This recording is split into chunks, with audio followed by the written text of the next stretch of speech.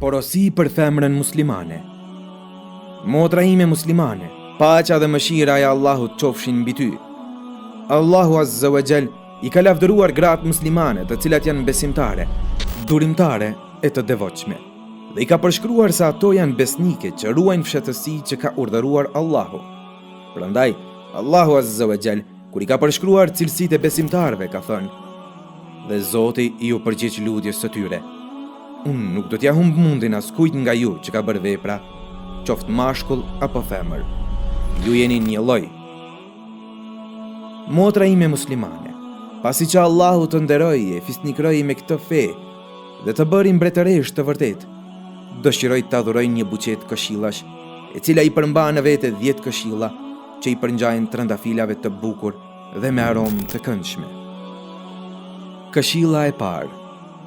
Gruaja muslimane beson se Allahu është Zoti i saj dhe se Muhamedi është i dërguari i saj dhe se Islami është feja e saj.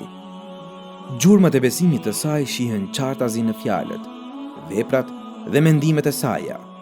Pra ajo është e kujdesshme prej hidhrimit të Allahut dhe i friksohet dënimit të tij të dhimbshëm si rezultat i kundërshtimit të urdhrave të tij.